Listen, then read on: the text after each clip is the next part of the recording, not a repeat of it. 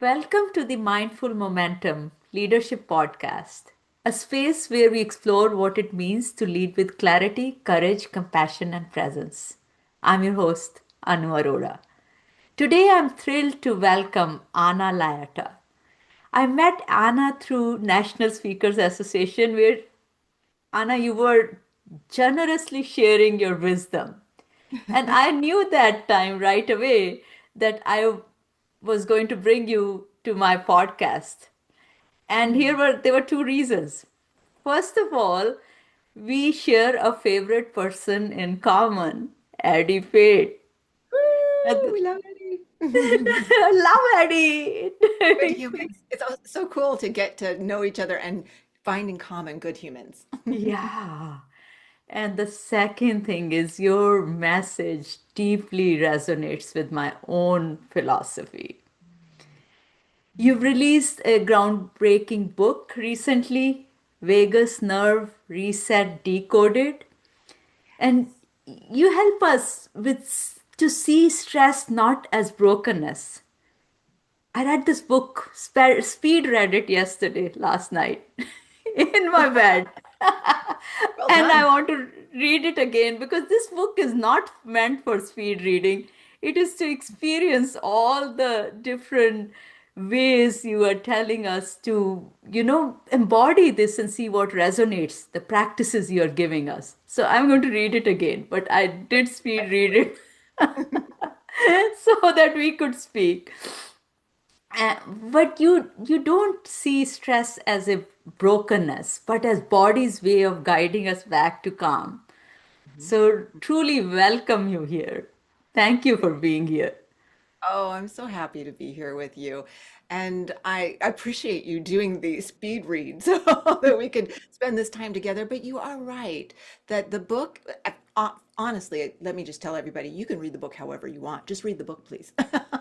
But you can read a couple of pages, set it down. You can open it to anywhere in the book and just read some of the high quotes and set it down. I actually had someone at a conference last week tell me that they read it a little bit every night before they go to sleep because it helps them go to sleep and helps them regulate and get restful. So, however you want to read it is just right. And that's one of the things that you'll hear throughout the book is I'm not telling you how you should live your life. I'm giving you little signals and suggestions and little insights because you know best what works for you. Yeah, yeah, yeah. And before we dive into some of those, you know, practices and some of the nuggets which I was kind of, cherishing as I was speed reading the book, tell us a little bit about what has led you to this work. This is your second book. You also wrote a bestseller before, which is Unlocking Generational Codes. Yes. So, what led me here? It's such a good question. The first thing is, I grew up one of 19 children. So, I grew up in the trenches of a multi generational household. And so, understanding what made the different generations tick and more importantly, what ticked them off was a survival strategy. Yeah. But it's one of the things that we have to understand for high producing, really go getter people. Oftentimes, we have been overproducing and cobbling together a series of survival strategies that get called things like, they're a hard worker, or they're driven, or they're, the go getter. But underneath it, there might be a nervous system that is absolutely gasping for air and needs some help. And so, after years and years and years of being a top producing valedictorian, straight A this, you go for that entrepreneur, I came to a point where I just could not keep my energy going. I was so tired no matter how much I slept. I was so exhausted no matter what system of supplements and stacks I put together. I was finding myself really depleted. And so my study had always been around how to take good care of myself.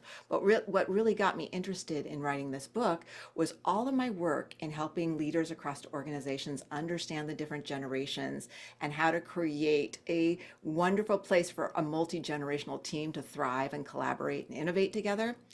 What they had in common is they would say, why should I do this for another generation? No one did it for me. And what Hmm. they were saying without knowing it is, I'm under resourced. I don't know how to take care of me. So I brought forward the Vegas Nerve book as that key resource for leaders of not only to understand generational codes, but how important it is to understand your neuro modes as well, so that you can resource yourself, so that you can be available for your kids, for your family, for your colleagues, and for those people that we lead and serve. Yeah, yeah. And as you are explaining this, my mind is racing in 15 different directions. Oh, I can go there.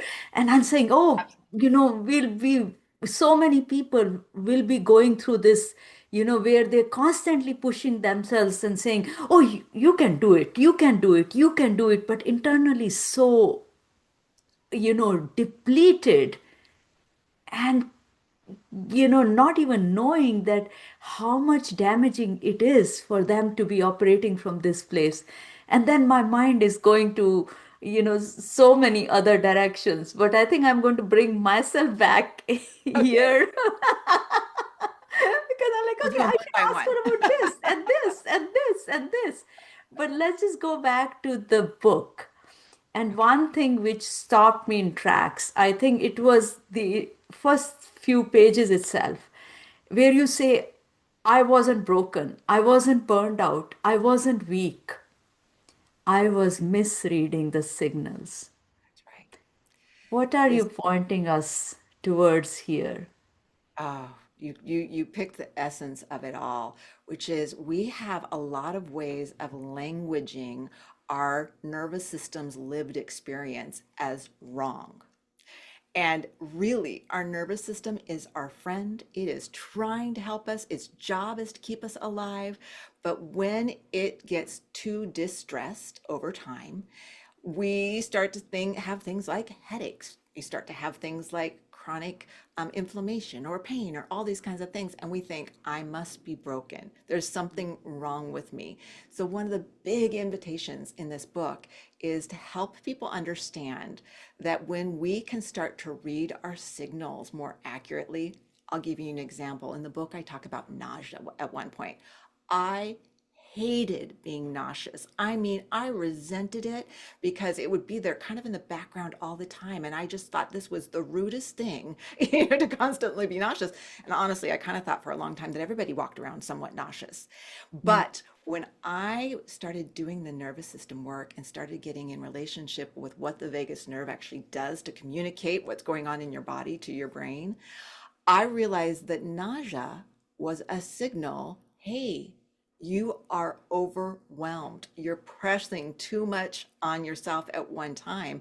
And it was one of the only ways my body and my nervous system could get my attention because I hated being nauseous. So I would lie down because I'd be like, okay, if I just lie down for a second, it will go away. Well, it didn't necessarily take it all away, but it did get me to move out of the go, go, go, charge, charge, charge. So it became a frequent signal.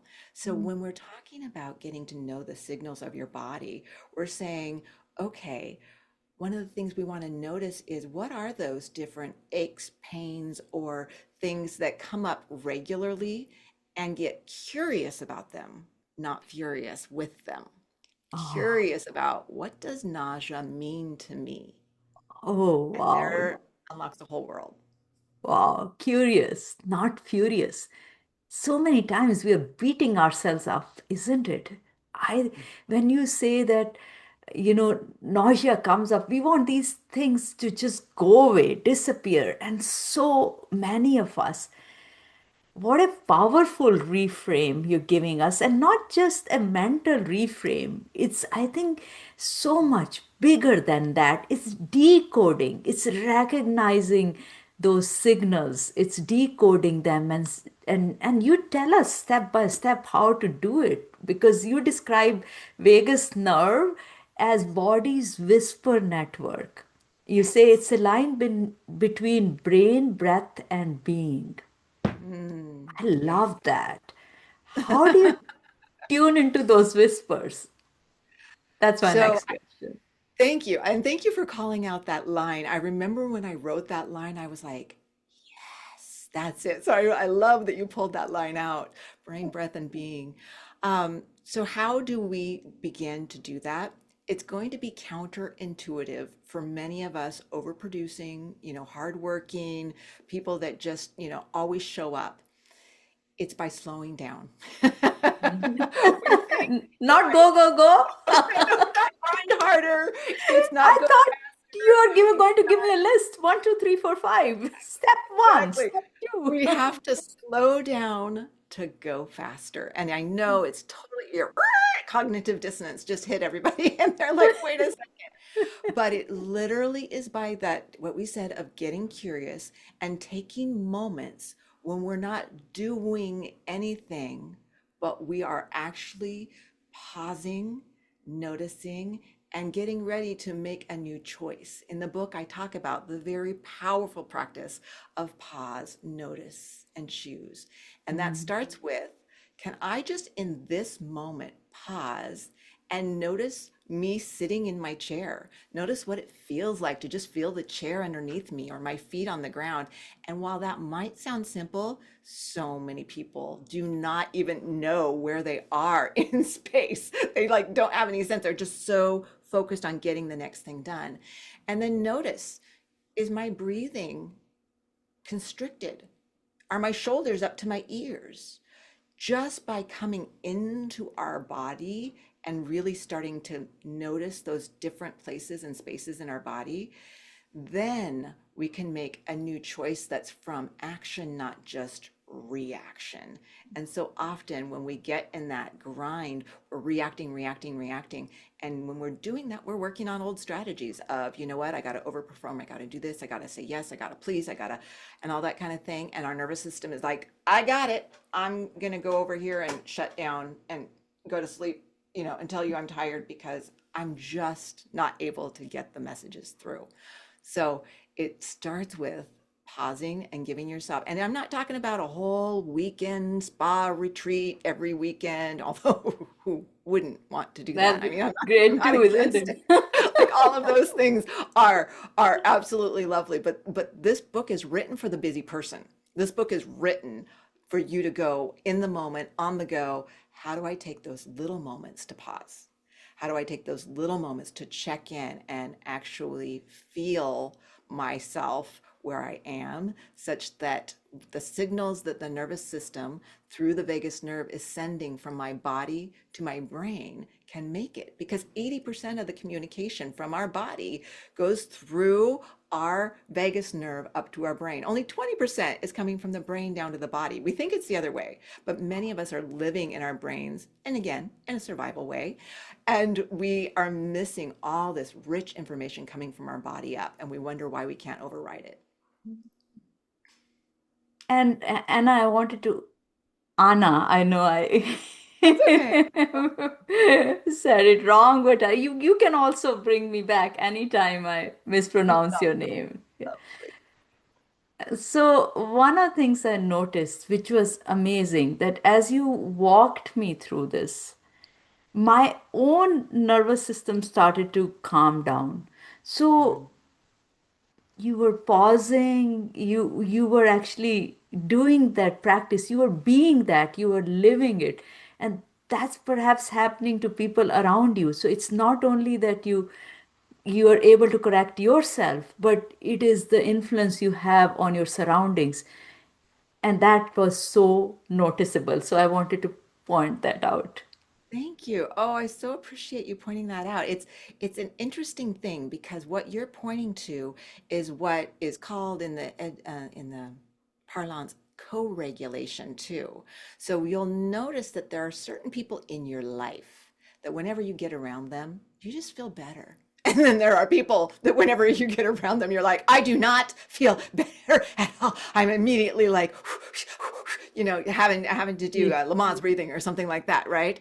And what's interesting is, as a leader, one of the things that we have right there available to us at any moment is to be able to regulate our own nervous system such that the influence we're having on other people either allows them to calm and co regulate around us, or to put them in fight or flight. And unfortunately, generationally, fight or flight was kind of the accepted hard charging leader mode, right? You come in and you scare the troops. You come in and you tell people, we've got a deadline and we've got all these things going on. And that kept people on their toes. But even as you look at some of our language, it's just kind of crazy because we basically are saying over and over and over, we expect people at work and in life to constantly be in fight or flight.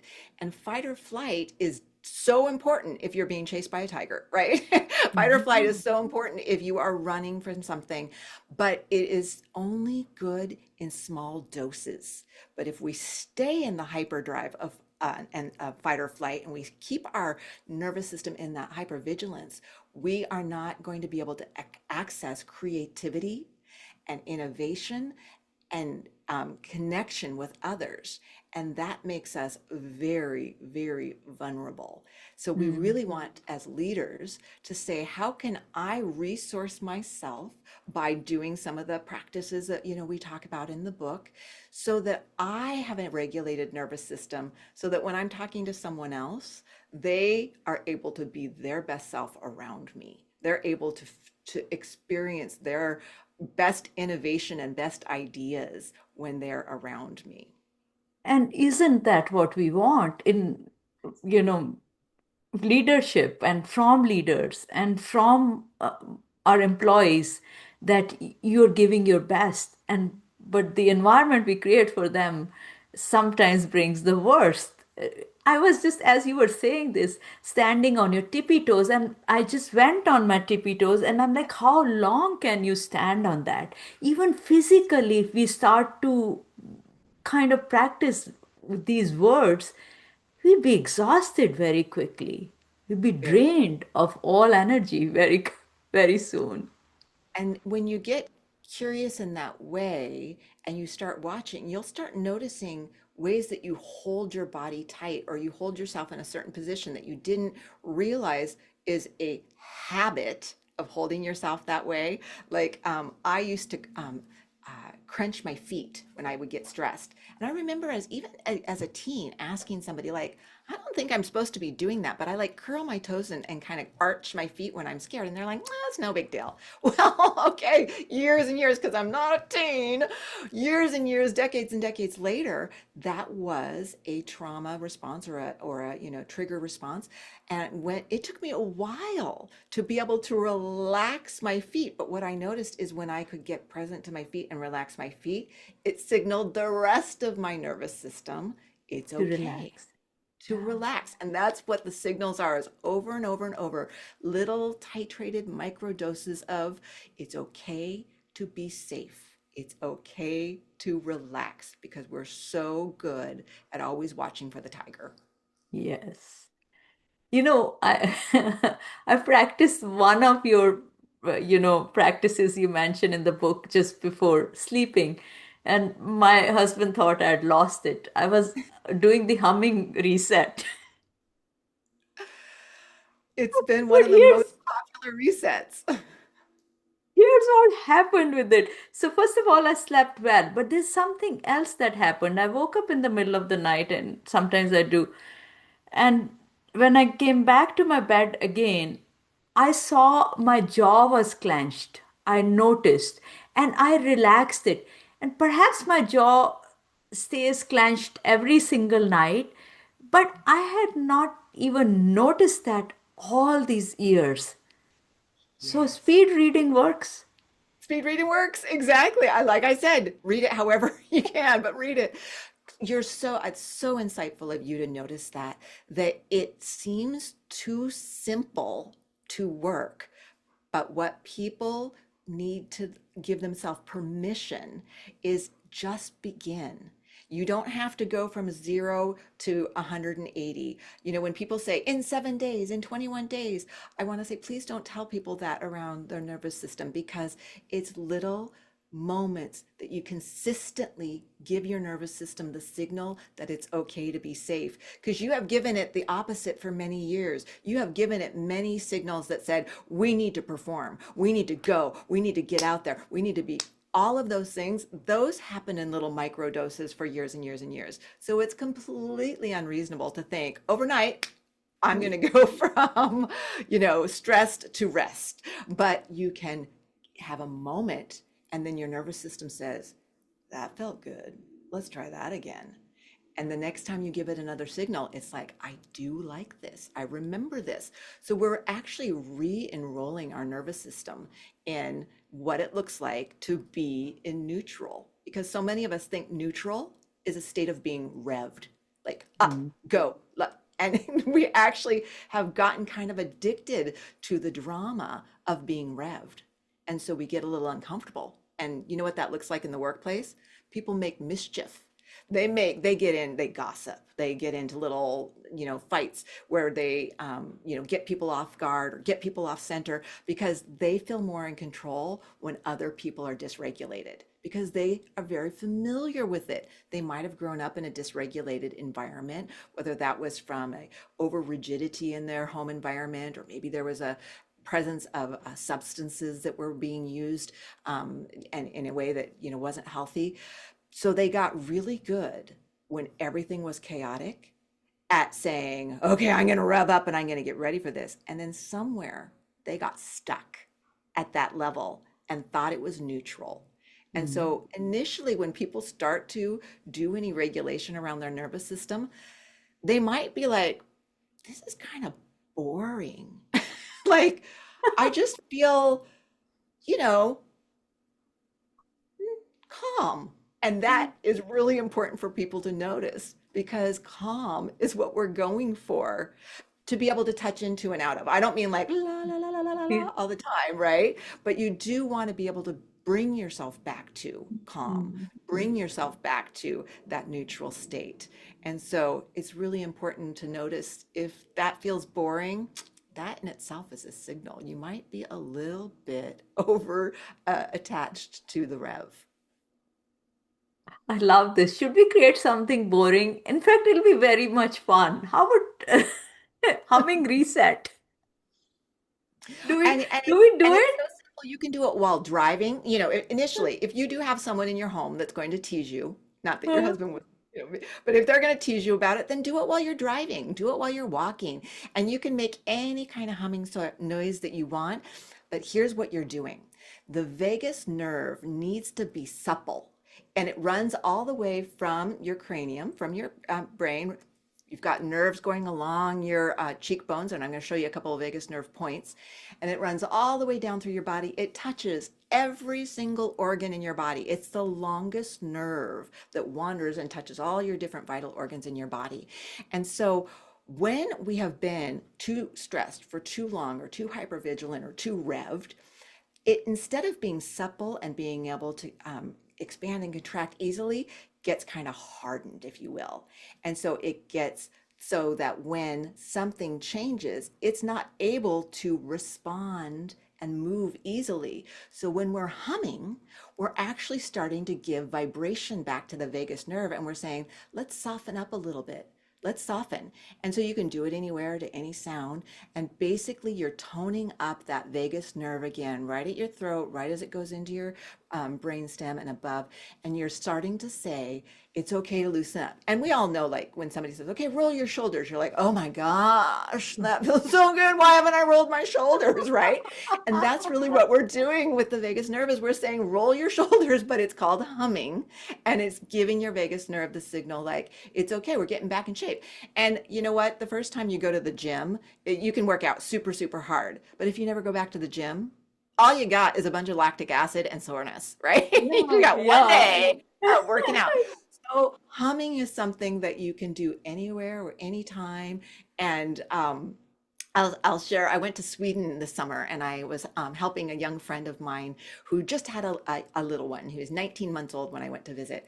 And so I was taking care of him and watching him play so that she could do things like wash her hair and, like clean something out that she wanted to. Like she just needed some mom help, right? So I was an honorary auntie. I go over there.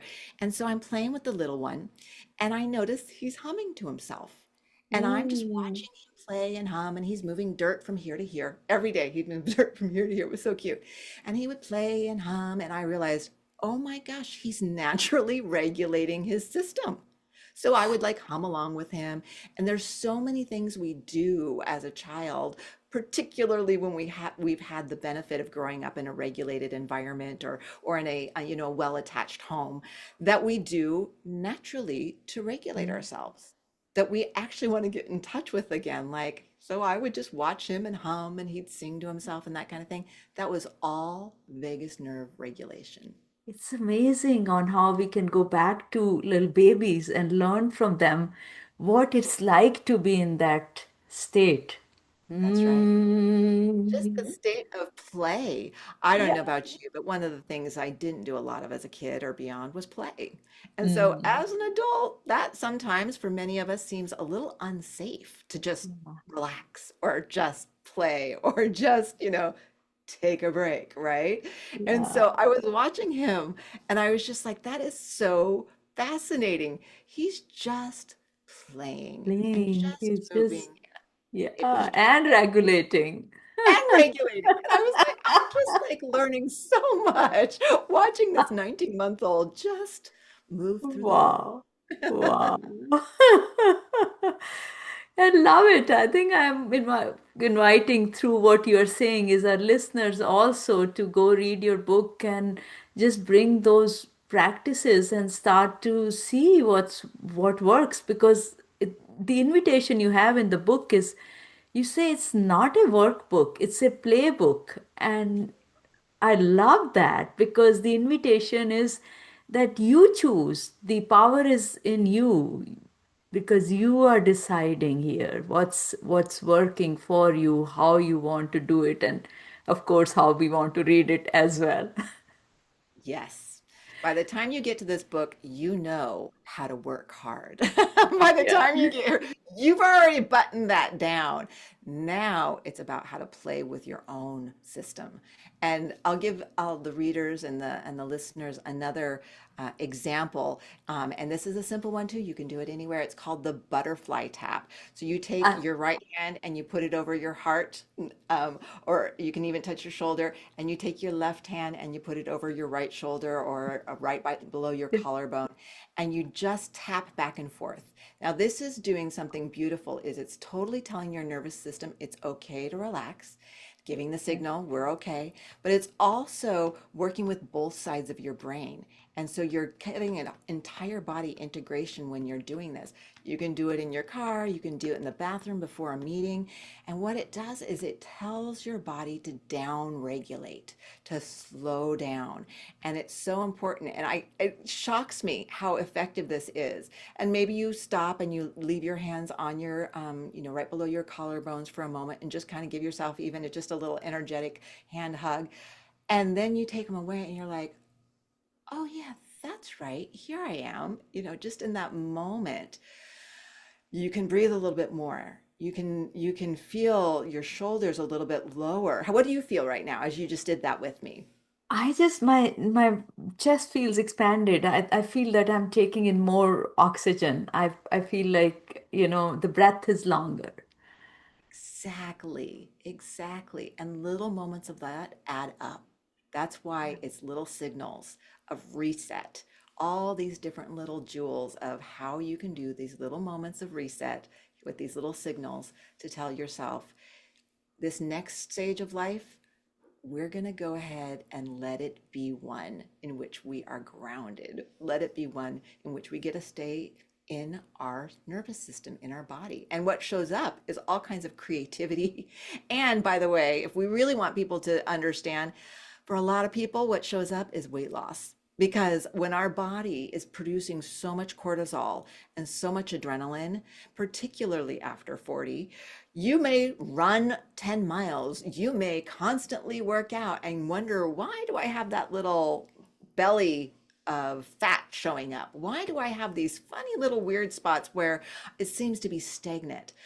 Part of that is the excess cortisol that doesn't have a chance to flush out of your system because it's constantly saying, just in case I need this, just in case I need to run, I'm going to keep this around.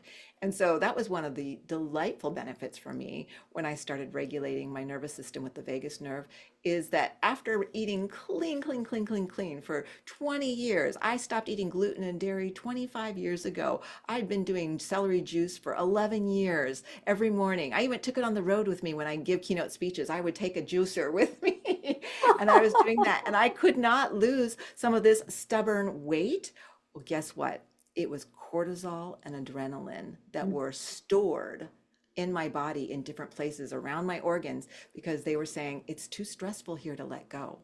Yeah. So, one of the It, natural things that happens is when you start to regulate your nervous system with the vagus nerve, you release those old stored chemicals that your body kept because it felt like it was in danger. because now cortisol knows that it doesn't have to protect you because all through it says, okay, you're going to go on this crazy, stress. Let me be there for you. And again, remembering we're not broken, our systems are working for us. Exactly. None of this started out with a nefarious intention. Yeah, Mm. it all started to help us. That's why we're not broken now when it's happening. It's just that we need to listen because it started out saying, "Hey, this seems dangerous. Yeah. Send in a little more cortisol, a little more adrenaline." Super powerful chemicals inside our body. But when they stay on They all the time, they that's cause when, all kinds of issues. Yeah. that's right. That's right. I wanted to shift a little bit to talk about the generational, intergenerational, because you talk about that a lot. Your first book was about that generational code. The second book also has a chapter around how the different generations view this differently. I just want to get your insight into, especially from a leadership perspective, and it's a leadership podcast where leaders are managing different types of people and they're being even ICs I consider as leaders. How do they work with people who are different generations? So give us a little bit of insight into that and what's emerging for you from that study. Oh, absolutely. I love it. So it's an interesting thing that each generation, as they entered the workforce, entered into a conversation about what work is. For our traditionalists, they came into work and they were coming on as workers or laborers. And it was, hey, if you get a roof over your head while you're working, that's a really good thing. And you become loyal to the company, and whatever the company says, you do it, no questions asked. And leaders were considered bosses, right? You do what they say, like a boss in the military, no questions asked. And so work was not a place that you expected to feel comfortable or self actualized. Then along come our baby boomers. And there are 80 million baby boomers born in the United States because it's post Mhm. World War II, boom, of kids, right? And so there's this constant competition going on. Every single baby boomer knows there are 1,000 other people that want this job, right? And so baby boomers come in and they are not just laborers and workers. Now they are employees and they're loyal to the institution, but they also feel like they're somewhat trapped. If they've got a mean, miserable boss, you can't move because moving meant getting behind. You didn't necessarily do anything until you could move, till you had another job and you could get behind when you moved to another job. So our baby boomers kind of were always in this ongoing game of musical chairs. And as employees, they were constantly looking left, looking right, and trying to figure out the politics of it. Now, politics are stressful. I don't know anybody that says, woohoo. Well, I shouldn't say that. I think some people enjoy the stress of politics, but that's a different thing. So our baby boomers kind of were running on this overworking 80-hour week, kind of like a badge of honor that they would wear on their sleeve of overworking, overworking, overproducing. So what was really interesting is that that became the definition of their character, was being a workaholic. And they would proudly say how many hours they work and they would compare that. And then along come Gen Xers, and we only had 44 million Gen Xers born for a couple of reasons. One, baby boomers got divorced, first generation to have massive divorce, but we also saw birth control come in. And so there was just far less Gen Xers being born. And when they were born, a lot of them were left alone to raise themselves because both mom and dad, or mom or dad, went into the workplace. And so they became that first generation of latchkey kids. So this becomes really important for their nervous systems because they spent a lot of time as a kid having to take care and regulate and protect themselves. And Mm. so they didn't grow up with as much attachment or connection or sense of safety. And so they became very, very conscious of constantly being on and having to fight for what they were wanting to achieve because nobody was fighting for it for them. Now, this gets changed a little bit when baby boomers have their second wave of kids, the millennials. And when the Mm. millennials came along, many baby boomers had gotten remarried or they'd waited to have a baby. And so with the millennials, now they were all in. Now they went to every activity with the kid, every kid got a trophy, all these different things happened. And millennials grew up as a cherished generation that were really wanted and desired. Where Gen Xers were a little bit like, oh yeah, we had a baby and a Gen Xer. I mean, we're happy for it, but we want to get on with our I, career, right? Just yeah, ask a I Gen love Xer. it. They'll I tell mean, you you. describing this so vividly and well. I love it.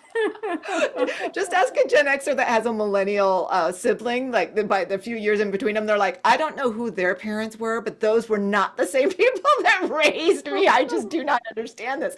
And all the millennials, by this time, there was after school care and all these different things. So they grew up knowing that they were wanted and also grew up playing on teams. And so this sense of connectedness and a safety net and all of that in their formative years was really strong. Now, they came out of college to some tough times as well, so I'm not dissing on millennials at all, but we're just talking nervous system, right? We're building Mm. right here.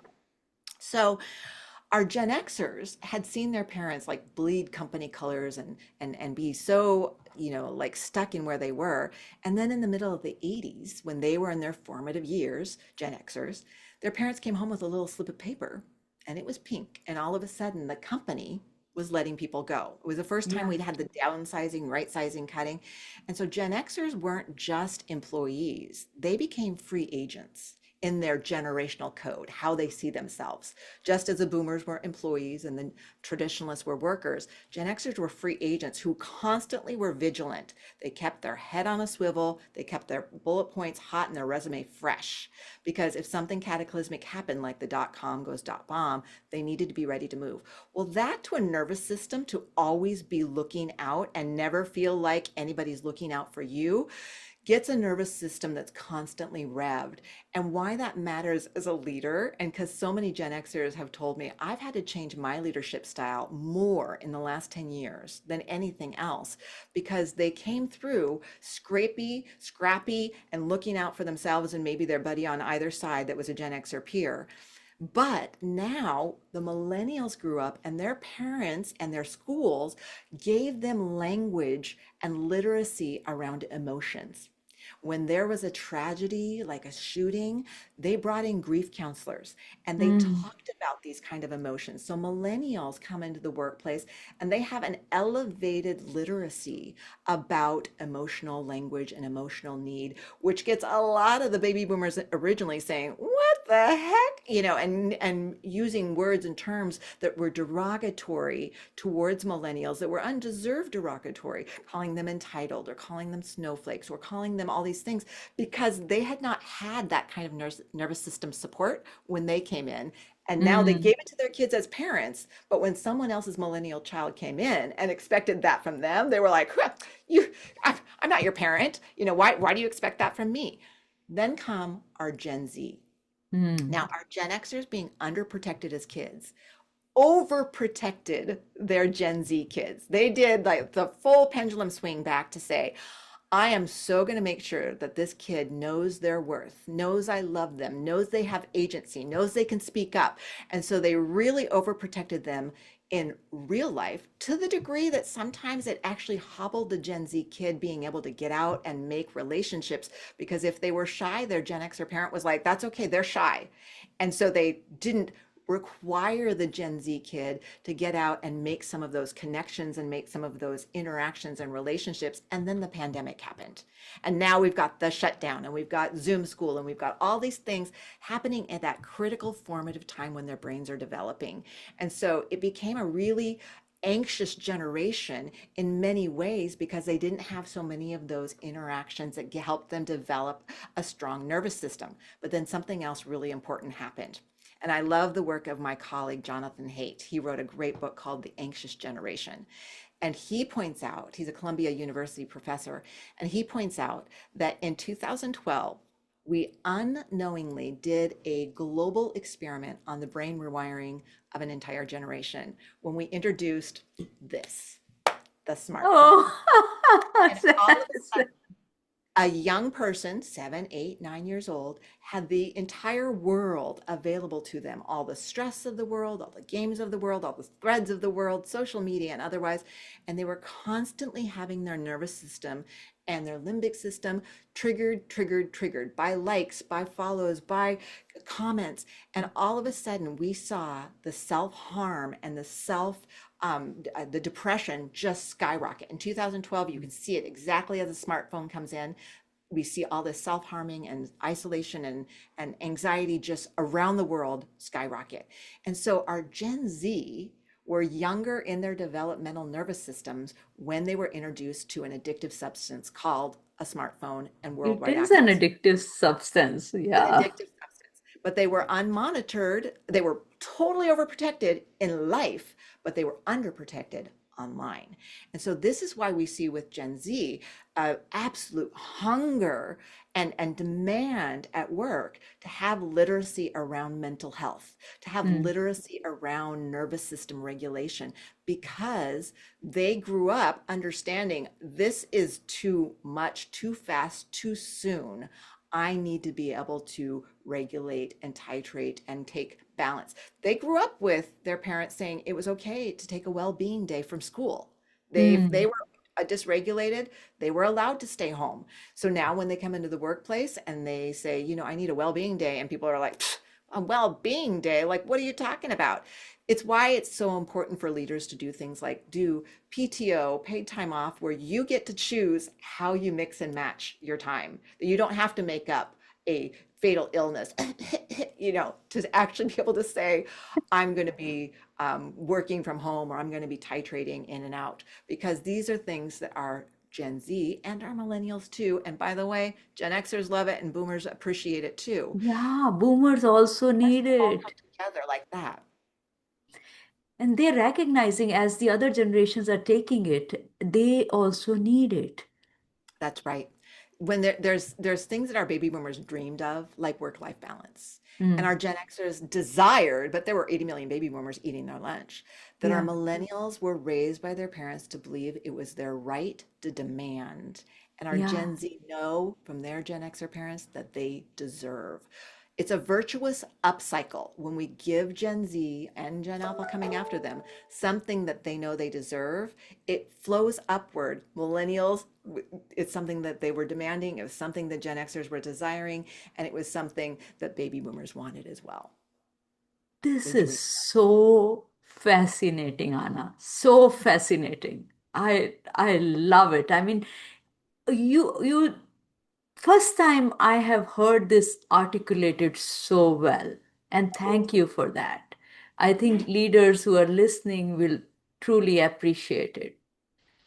So now if you Wonderful. look at the entire, Mhm. ecosystem, what's the biggest challenge you see that needs to be solved? And not in like the world's biggest challenge, but challenge in terms of how where we are with our nervous system, the nervous system challenge, let's call that. And what is it? And if you had a magic wand, what would you do? So two-part question. I would say the biggest opportunity is to normalize and talk about the nervous system, to talk about how we take care of ourselves and our well being holistically instead of waiting for a crisis to hit. to bring into an organization the conversation of self-regulation, the conversation of nervous system regulation, the conversation of how are you resourcing yourself? Because what we keep asking for is people to do more with less. And that is bankrupt. We've pushed it to the edge. We pushed it to the very edge of do more with less. And so when demands exceed resources, we get into a downward spiral of destruction and reactivity. But when we begin to resource people and teach them how to resource themselves, all of a sudden that upward spiral of creativity and abundance is available to them in any moment, and they are able to shift from the reactivity into the creativity. So in my work with organizations, that's one of the first things that we're teaching people to create a multi-generationally psychologically safe space is to teach leaders how to resource themselves, and then to teach them how to have conversations with other generations about what's up, what's happening, what are they dreaming of, what do they want to create in their world, and what do they want to do from here. So we're creating a future conversation with them. I call it the 10-10-10s. And I literally teach them how to regulate before they get into the conversation, and then get into the conversation that's very structured, but make sure you go through all those spaces so that you know if someone is struggling with something around their own nervous system, how to support them such that when they come up against a tough problem at work, they don't immediately go into fight or flight and get a shutdown or a frozen mode, that they're actually able to stop, regulate, and bring creativity back online. Thank you so much, Anna. And what a powerful invitation. Also, what's coming up is that you are such a powerful voice on this. Mhm. May your voice reach millions. And why millions? Billions. Thank Because we you. need it. People need it. There is, I think, more and more angst in the world today. There is more and more agitation, dissatisfaction, and that's becoming the new normal. Like as you were saying, that people have don't know it's neutral, and then the first time they experience neutral, they say, oh well, why am I not working, why am I not doing this, where is that, my to-do list will stay the same, I won't be able to check things off. And just we have started to normalize the state which is not healthy for us. No, so well said. Because we fear neutral or calm, because it's Mm. unfamiliar and we feel like there's a loss of control oftentimes in that space, we never stop. And if other people are doing it, they seem dangerous to us, right? So we get them revved.